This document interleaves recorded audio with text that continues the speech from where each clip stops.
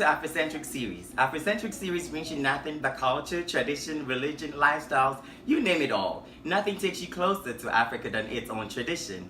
Today, we do have a wonderful guest in the house. He's an advocate for the less privileged and underprivileged people within the community. He works within the health sector, and we will be talking about mental health, the perception around that within the Black community, and its significance to Black folks in general. Today, like I said, we do have Brian Marshall. And Brian, welcome to the show. Thank you so much. You know, I know you as George. So if you, can I still call you George? Is that You okay? can. It's okay, but then I prefer Deka. Deka. Yes. I like that. Deka, that sounds nice. But thank you so much for having me, Deka, on the show. I'm so happy to be here and share the information that I have with your viewers. That's wonderful. So just a little bit about myself. Again, my name is Brian Marshall. A little background about the work that I do. I started off actually volunteering at this organization called National Care. So one of my friends, he was over this program called Young Brothers United. And so I did a volunteer work, but that's really not the field that I wanted to be in. I really wanted to do something totally different. Right. And one day he called me because there was a new grant called Project Uno that was coming about, which is actually, of course, where I met you. In 2013, they called me and said, you know, do you want to work on this SAMHSA grant, which SAMHSA is substance abuse and mental health awareness. And so what I did was I said, okay, I didn't like my job. I started working in this field, got into it, and then I fell in love with it because I realized that there were so many people who needed the services that we provided. Correct. So we were able to connect people with mental health services here in Nashville who may not ever had an opportunity to get that for free. Those who were battling or dealing with substance abuse on a whole nother level, not just sipping a little wine, but like seriously, you know, using it as a coping mechanism. I think we have to hide this since we talk about I mental know, right? health and substance abuse. No, it's okay. But It's then I okay. need one more sip first. That's right. We're gonna sip because this is some good wine. But we were able to connect a lot of people, specifically Black gay males and trans women of color, to services that they had never been able to get. Be it that they couldn't afford it, be it that they weren't aware of it, and be it that there was a lot of stigma that was surrounding that. So that opportunity took me to another job at Oasis Center, which I was able to get into high schools and work directly with high school LGBTQ people of color, which it was a direct grant that came from DC, which actually was a Ryan White Part A grant. And it allowed me to discover high school students who we had never been able to reach, get them tested for HIV, get them mental health services that they need, get them substance abuse services that they need, just being a mentor, building programs around just a support system for these young men and trans women of color. Then it also led me to saying, okay, what can I do beyond these grants that I keep working for? So I started my own organization called Mash Up Nashville. Heard about that. Thank you so much. And good job on that, but you can still tell us about Yes, it. thank you so much. I co-founded with one of my friends. We were able to turn this organization not only into a community organization because we wanted to and understood the importance of collaboration.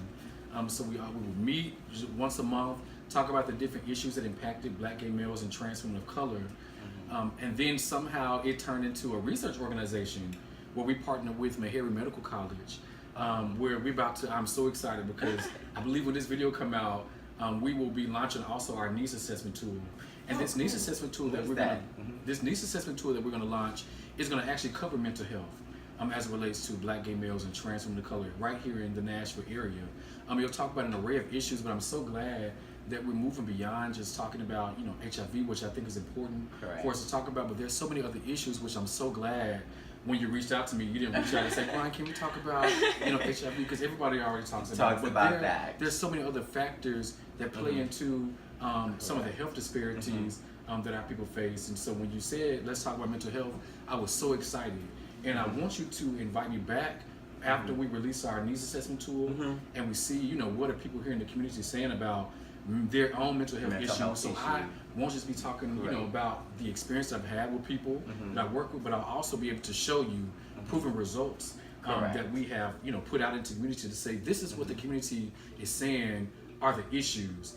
This is what they're saying about mental health and what they're saying they need as a service to mental health. Because, and I know I'm going on a tangent. I'm already talking. But when asked me about, to kind of just introduce myself, I started thinking about the fact that, you know, we a lot of times we think we know, what the need is. We think we know what type of programs and events to put on. But when we actually see what the community actually says they need, that's going to be so impactful, because then I'll be able to come to you and say, tell me somebody to call you again. Deca. I'll be able to say, Deca, 75% of the people from our community are saying that we don't have any services for their mental health, specifically relating to their particular population, specifically having somebody who knows and understands this population and can really help them make it through whatever they're going through. And so that's kind of what I'm doing. That's where I'm at right now. So I know I give long-winded answers, but I'm a storyteller. So if we're going to do 30 minutes, I promise I'll do all 30 minutes. Yeah, because we do have a couple of questions. Because I've had conversations around mental health. Some people believe in it, some people do not. And mostly within the African American community and the Black American community, some people think we do not need mental health. Some people think we do. Some people think there is a harsher treatment for that. And some people think people are misuse the treatment and abuse them. So with you being in that field, I want to understand from your standpoint, what is mental health to you? So mental health to me, you know what? I think that it is the... Let me because I know you're going to edit this out, so let me think about how I'm going to say this. I think mental health is the primary source of how we view ourselves. It's the primary tool that we gauge how we move about in this world. And so, for example, if I am stable in my mind, then I'm able to go out and do the things I need to do to have a healthy, fulfilled life. But if there's an imbalance in my mental health, which I believe that mental health starts here in the mind, and when I say mind, that goes back to things that happened in your childhood. What are those things that happened that I mentally remembered, I made a mental note of, that impact the way that I live out my life now? And so, I don't believe that anybody is free of any type of mental health issues, anything that may have happened in their childhood that mentally impacted how they see or view themselves, or how they see and move and operate in the society. I think that we have to look a little deeper and just saying mental health. What does that mean? And I'm glad you asked me that. And I'm still trying to discover what that definition is. But I would say that it is the thing that shapes how we move in society. Correct. It's the thing that shapes, how we operate with other people. It's the thing that determines, whether we're going to be successful or not. It's the thing that determines whether we're going to be happy or sad. It's that thing that determines, whether I am able to connect with people, whether I'm able to have a healthy relationship, whether I'm able to, go on a job and do what I'm called to do. It's that one of the most important things that I think mental health is. It directly relates to your self-purpose. And when you're not fulfilled, or when you are lacking that mental health that you need, your self-purpose is destroyed. And when your self-purpose is destroyed, you feel like you have nothing to live for. And that is what I've encountered with a lot of people that I work with, is when they have been impacted by a lot of mental health issues, that they feel like they have nothing to live for. And on top of that, they feel like they have no services or nobody to go to help them and navigate them through that tough time in their life. And in the process of talking, I just thought about how in life in general, there's no manual book to how people are supposed to react and to expect the unexpected. And when you said the impact that people go through, based on other encounters, I thought about how people actually remember, not what the deeds that is being done to them, but how you make them feel. So if it's drastic enough, it will have a triggering event when they grow up, and it impacts their life in the process of it. But as a Black man within the Black community living in America, white people are prone to seek help in terms of mental health. They're vulnerable to that. But how rare or how often is it to discuss mental health within the Black culture? You know what it is, and I don't think I'm giving any answer that people don't already know. We already know that specifically for Black males, it is one of those taboo subjects that we are just afraid to address. Correct. I am still to this day, and even someone who's been an expert working with black males, and connecting them to care with mental health issues, still grapple with the fact of why is it that this particular issue that we don't talk about, that actually affects us in so many different ways. Why don't we talk about that? Why don't we address that? And I started thinking, recently that movie Wakanda. Is it Wakanda? Or no, it's called Black Panther. It's so funny. I have talked about Black Panther throughout this show, like every episode. Really? But you keep talking because I want to know your point of view. So I was watching Black Panther, and in the movie you see these strong, African or African American males. Even when the young man had to battle for his right to I guess represent his particular tribe in the Wakanda land, and he had to show this strongness about himself. And even his mother, she looked at him and she said, "Show him who you are." What does that mean? What does show them who you are? Because I might be someone who, in that moment of having to prove this masculinity or prove that I'm so strong, I might be weak. You know what I'm saying? So you might want me to give Wakanda, but in this moment I might just want to be Brandy, who played the Black Cinderella in her own little corner in her own little chair. I might want to be Annie, who was put into an orphanage, looking for Daddy Warbucks to come rescue her from this sad place that she's in. I can't always be this Wakanda figure that people are looking for, and so I think that we have to get past whatever that is. And I understand that it comes from many years of our culture shaping our minds to believe that we as black males, whether gay, whether straight, it doesn't even matter. Right. That we have to possess this strongness without dealing with those internal issues that we all face. You'll see generations after generations of men who don't believe in hugging their sons. Do you understand what I'm saying? Why is that? It's predominantly within the Black American culture, but in Africa, we express ourselves freely. You see two men walking on the street holding hands. It's our culture. We don't look at it sideways. It's now due to civilization. People are actually, aware. Okay, two men holding each other. What is it? So in my mind, does mental health portray masculinity or feminism? What exactly? What is your stance on that? Mental health has no gender.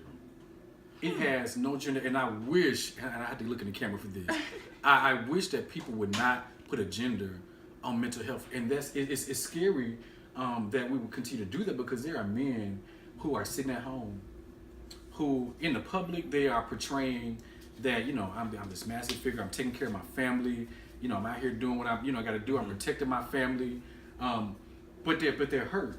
Correct. They're hurting on the inside. And that hurt sometimes translates to their sons, who then, when they grow up, they go and hurt their sons. And then guess what? When they grow up, they go and hurt their children. And so at some point, we have to take the gender out of it and say that yes, black men too still face issues. We still cry. Why is it that I have to? I cried last week. I was going through something, and I was like, I'm gonna be strong in front of everybody. But then I got home and I just cried.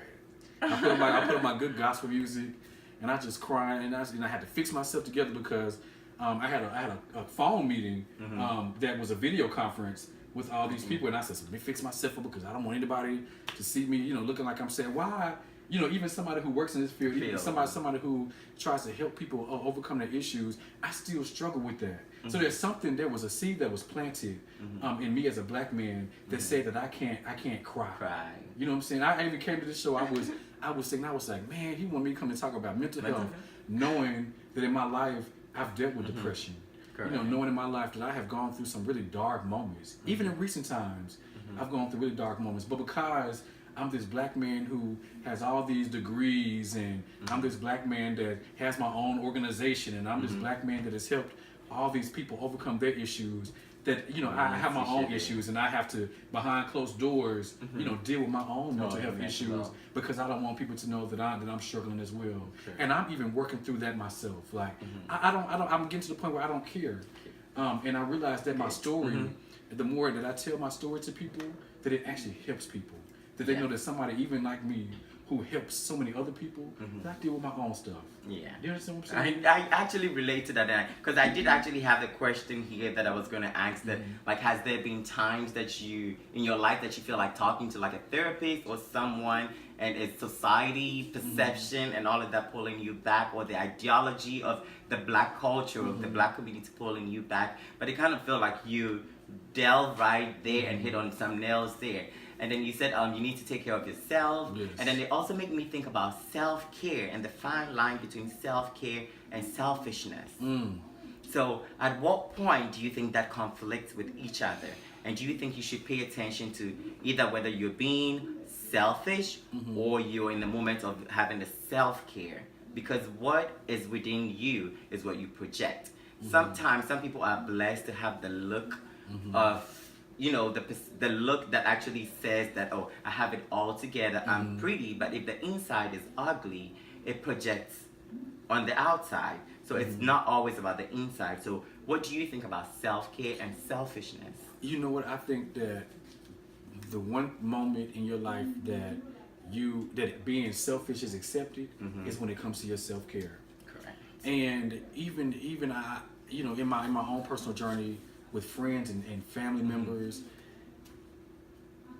there are a lot of times when I have to take those moments away from everybody, and I have to hide in my own silo, or go on my own vacation by myself, or go out to eat by myself, or go watch a movie by myself, and I can't include all the people that are around me because it's just times where I just need to be by myself and just really reflect on what is the things that are most important to me doing these.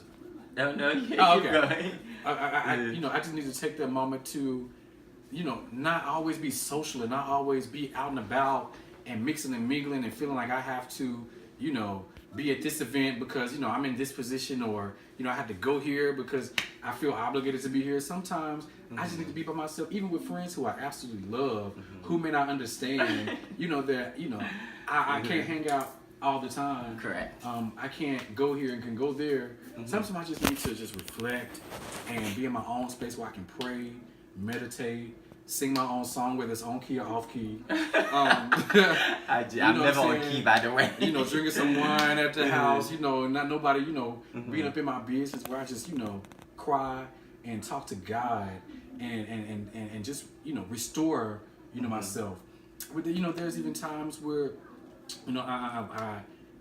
I'm a music director at my church for a young adult group. And, I try to be strong for them as well. But I had to go talk to one of the ministers and say, you know what? I just need a break. Yeah. I need a break. Because it's too much. And I can't give. And this is one of the most important things about self-care is when you're empty and you have nothing inside of you, you can't give to other people. And so, so for me being in a position where I'm always serving, I'm always giving to other people, I'm always doing this, doing that, if I'm empty on the inside, if I don't take that self-care time for myself, what I'm going to give you is something that's not authentic. Correct. It's not true. I'm just going through the motions, but not truly able to give you what God has put into me to give to you so you can be a better you. But I also need to be a better me myself. Correct. And so I'm going to be selfish at times. Yes. Because it's so funny, before the show, I was having a conversation with one of my DOPs, and he actually think mental health is, well, on quotes, he said it's stupid, it's just a frame of the mind, that's what people think. But this is the thing, he is an African from Africa. And you being a Black American and your standpoint and believing in mental health and standing strong, it makes me want to understand from an African, because I'm an African as well. And I believe in mental health, not because I'm in that field, because I, for one, have gone through depression, but it was recent. But then I realized, because I have been my #1 therapist. I'm in that field, I know all the tricks. And I realized my depression is not something that started a couple of weeks ago. It started when I was little. And I have tried to mask it the whole time, because I was born at the age of 6. I was informed that I'm leaving till 18. And when I'm 18, it's like goodbye to the world. I sailed through life without having any attachment to anybody at all. So I'm just, hey, I'm in the building, I'm out. I don't care what anybody actually think. I never form any kind of meaningful relationship with anybody because I don't care what you think. Because at the end of the day, I'm not going to be here. And as the time like went past that, I realized, okay, I have passed 18. I'm still here. I'm not ready for this life. Everything is, mind blowing. I've had a little exposure. It's not consistent. So where is my life going through? Where is my life going to? And other like subliminal stuff that was adding up. And then at that point, I'm the party person. When I walk into a room, everybody thinks it's happy. But I'm not. And I realized that it got to a point, I didn't want to go to work. I didn't want to talk to nobody. I locked myself in my room. And I knew those things were signs of depression. But I was in denial because I'm African. And I felt there's no need. My dad passed away when I was little. I've talked about this a couple of times. And I lied about the fact that I saw a therapist because I didn't want people to think that, okay, he doesn't believe in that. But when on my journey and then in my process to be a therapist, I realized I cannot lie no more. Even though I was my own therapist and I know the step, I took the own step to do my own therapy. And I wrote an essay about the double death, which I still keep talking about on every show. And my dad died when I was 9, but to me he died when I was 7 due to like an inciting incident that happened when I was little. And it traumatized me because when I saw the reaction and the action, I passed out. When I woke up, I was in a hospital. And I tried to ignore that part. I tried to suppress that. It made me not believe in relationships and all of that. So I don't really pay attention to who I'm talking to or who is trying to talk to me because I was like, okay, the one to love you the most is the one to hurt you the most. So I would not want to be hurt by somebody who claims they love me the most. So in my mind, I'm blocked to the world. So in my depression state and in my journey, I realized that mental health is not an illusion. That's right. It's something that is real. Yes. And then I have another conversation with another person, and her thought was mental health is real, but the treatment, she feels like people misuse or abuse the treatments as well. And this person is an African as well. And she had valid points and I understood that. But in reference to her opinion was based on African Americans and mostly white people, because white people are the ones to seek mental health and they're the people on medication and they get addicted to that. And it's really, her mindset and everything was mind-blowing. And since you were into substance abuse and addiction and stuff like that, I want you to lay more emphasis on that and how people get to that standpoint. Whew. All right. Well, that's a lesson. That's a lot. Let me, you know what? We're gonna take a quick commercial break. I need to pour me a drink because you just gave me a whole lot to uncover. But you said a mouthful, and I think it's important for me to break down and talk about. I really don't think that there is a grave difference between the African male experience and the African American male experience. It's a little different, but it's almost the same. Because I think about, a young black boy growing up in a world that really is not designed for him to be successful. I consider this to not be a place that was necessarily meant for us, even though we built this place.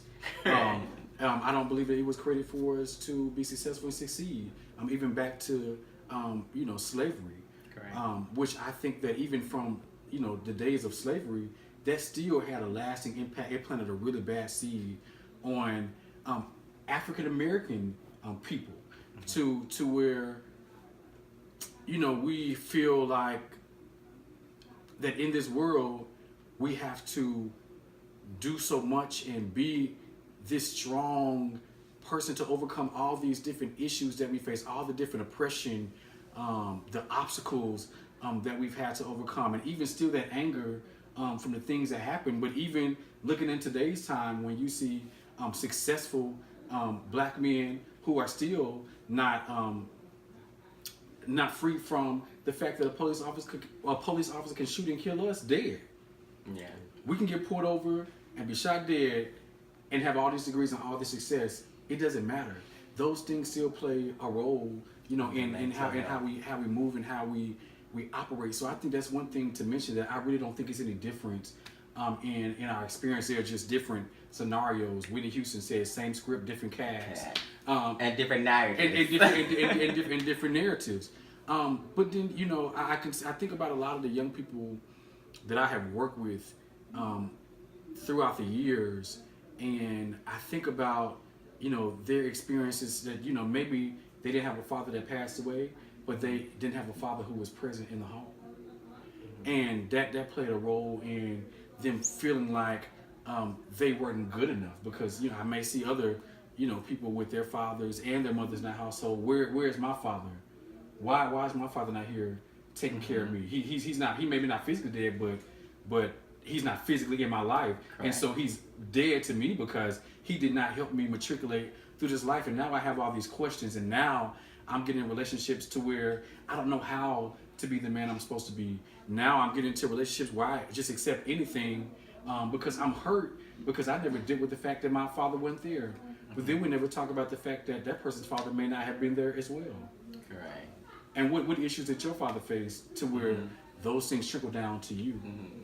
It's like a deja vu moment, because I had the same conversation, and the same African person that I was referring, my DOP, he said, he cited that same example because a child never had the parents, the dad there, so just because that, so she thinks that leverage her for sleeping around, and he thinks that is ridiculous, ludicrous. But then it's good you're laying emphasis, because I believe the otherwise. I do not actually agree, but everybody is entitled to their own opinion as to how they view certain things.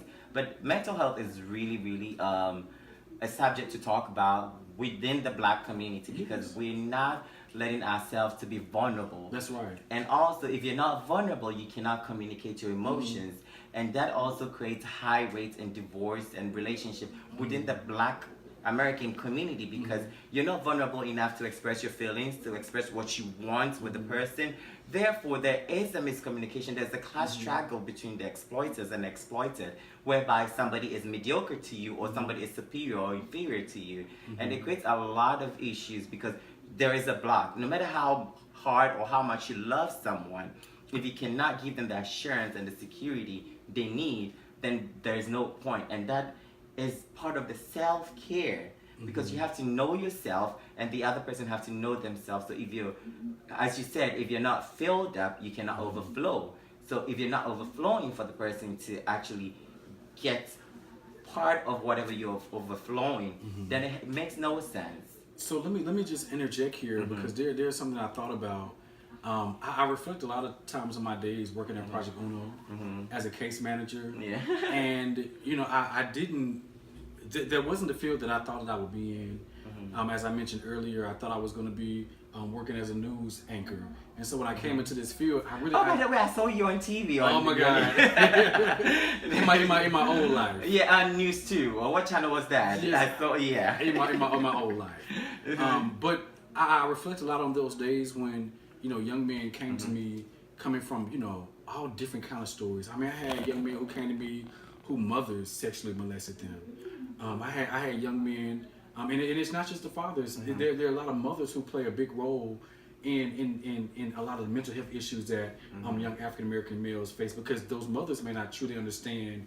And I hope I don't get any flack for this, but mothers may not understand, what their son is dealing with, and so they don't know what to do, and so therefore their son grows up trying to figure it out on his own, going here and there, seeking that guidance from other people, when the person that they're seeking guidance from may also be flawed as well. Correct. I think about a lot of times when young men would come to my office, and it took I would tell them that thank you for coming here, because it takes a unique, strong person to come here, and knowing that you don't know me, you don't know who I am, correct, but trusting me with some of the most vulnerable, information about the things that you're going through, and trusting me to handle that issue with so much care, and also trusting me to be able to navigate and help you to receive the services that you need. But I also saw over the years that it took a long time for a lot of Black males to build that trust with me. And knowing that, even though I knew that I was somebody that I felt like they could come to and talk to, that it was somebody they could trust, maybe their experiences that they had that played that damaged them mentally may have viewed me as another black man who they cannot trust. Correct. Be it they were in a relationship possibly with another black male who hurt them, or their father being a black male with somebody who did them wrong, to come to me, another black male, and say, I trust you with that. There were a lot of people who it took years and years and years for them to finally tell me, Brian, I am really going through it. This is what really happened. This is what's really happening to me. So at that in that moment, how do you feel about that? It in my earlier part of this career, it actually threw me off, and I'm gonna tell you why. Because a lot of times the people came to my office looking for me to be the person to help them, and they didn't even realize that they were actually my therapist. Because a lot of things that they were going through, I was going through myself. Correct. And because I was sitting in that chair, I felt like I had to be the strong person to be the strength that they need, but they didn't realize that them telling me their stories actually helped me discover that, dang, there are a lot of things that have happened in my life that I just haven't dealt with. There are a lot of things in my life that I haven't sought out help for. Correct. And there was even times where I wanted to go get help, and I don't know what that is, and I just really want to dismantle and erase and burn whatever that is that's within us black men that makes us not want to seek out that help. And almost to the point where I felt like I was being a fake person. Yeah. To where I can understand. Do you understand what I'm saying? Like I'm sitting behind this desk helping you, but I'm not taking the advice that I'm giving you. I'm referring people to services to help them with their own mental health issues. But when they walk out my office, I'm closing the door and I'm crying. Yeah. Because I haven't dealt with my own personal issues. And so, this is something that we have to talk about. And I am so happy that, and I don't proclaim. I know that you built me up to be this wonderful guest, but I don't proclaim to know all the answers. We all don't have the answers. It's a Yes. continuous process. We learn every day, but it's just a matter of admitting the fact that there's something wrong that needs to be fixed. And if we do not admit that or embrace that, then we can never be fixed. That's right. What is never broken can never be fixed. That's right. what I always do say. So I think one of my very last questions, like generally, what do you think of mental health in our culture? Is it needed? Do you think we should ignore it, or do you think we should just go back to the primitive, backward way of our ancestors and I think we're superhuman beings? No, I think that you, me, and all of your viewers can attest to the fact that we need to do something about this. And I have taken it upon myself to be that voice for the voiceless. But also, I don't want to just be the voice for the voiceless. I want to bring everybody's voice to the table. Because people to speak and share their own experiences and their own stories, to tell your own testimony that will help other people who look just like me and you to be able to break free from those issues, those mental health issues that are keeping us bound. Yeah. I'm telling you, and I grew up in the church, and I'm not no preacher, I'm not no minister, but I just had to take this moment to just encourage those out there who are watching this. If you are going through, if you are struggling, you're at home trying to, cover those issues with, doing drugs. You're trying to, cover those issues by drinking, your life away. You're trying to, you think you can cry it out. You think you can listen to some Mary J. Blige or, listen to your favorite artist and, get through that way. And then once you go through, your drinking, and once you go through the smoking of all the good drugs and all the good stuff that you can input into your system, and once you cry your last tear, when you wake up that next morning and you still have to deal with the same issue, to me, that's an issue that that the continual cycle of going through the same, me trying to self-medicate myself and me trying to be my own counselor, it's not working. We have to do something about this. Now, what I will say is, I am still trying to discover and uncover who do we connect people to. Because for many years I would connect people to care and you know, make it look like I have this great program that I got going on. Oh yeah, we're connecting all these wonderful people to mental health services, but then people are going to get services from people who don't know how to deal with black males. Correct. Do you understand what I'm saying? There are people who don't have the experiences that we've had, who are not able to connect to the things that we've gone through, who in turn, when you walk out that office, that person's going back to the same thing that they be dealing with. Just because you have the school knowledge and the school education, the school training on how to be a counselor and be a therapist, do you truly understand culturally the struggles that we have historically have to deal with, and the things that we are currently, and a sense of empathy. Yes, a sense of empathy. And so even with, and I hate to keep plugging my organization, which I mean I don't mind, because I feel like we are doing great work. That we are trying to answer the questions that haven't been answered yet.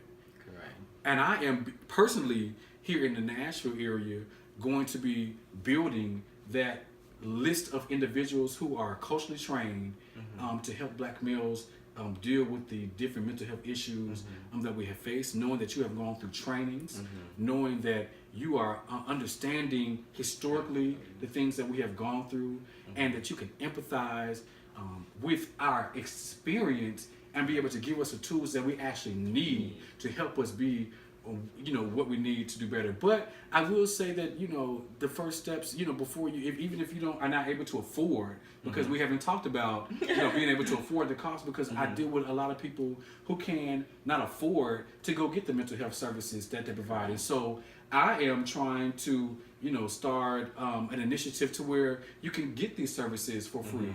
After Project Uno ended, we don't have any free services available for young people to go to who don't have insurance, who cannot afford to go to the great, wonderful therapists to get the help that they need.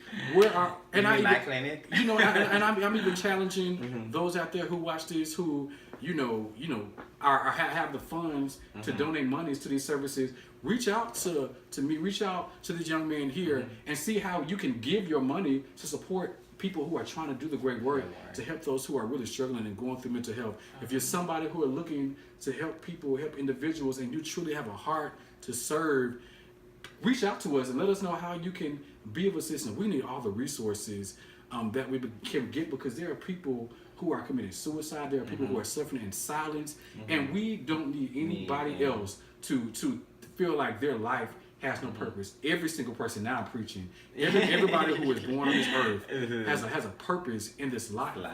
And we need everybody to be healthy all around, mentally, physically, emotionally. People need support. We have to do better, even here in Nashville, supporting one another, talking to one another, reaching out to one another, checking and saying, just how are you doing?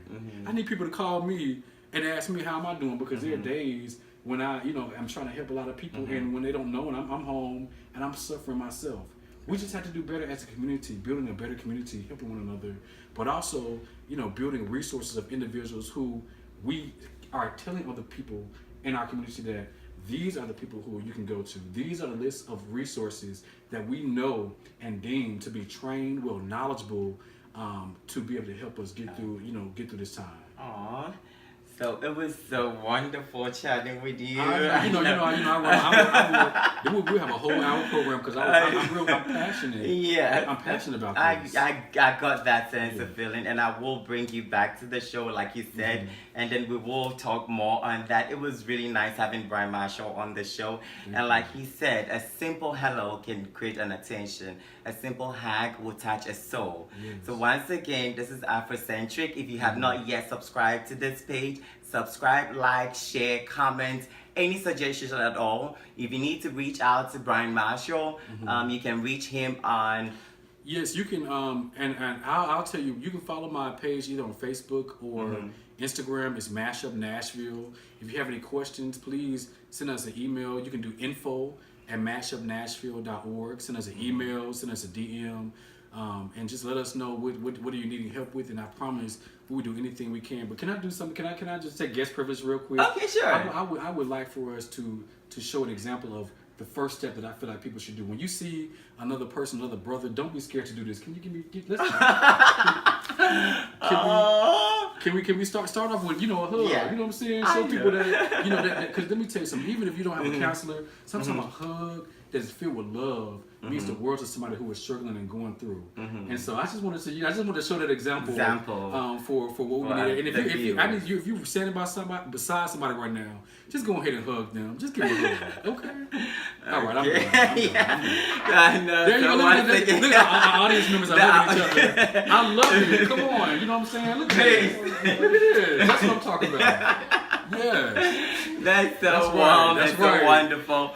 So once again, thank you so much for watching Afro-Centric series. Like I said, there's nothing that takes you closer to Africa than its own tradition and culture and its lifestyle. Afro-Centric series, your #1 source of entertainment and edutainment. Somebody will wonder what edutainment is. It's education and entertainment. That's right. Thank y'all. You like my king. I know, right? That is closer to Africa.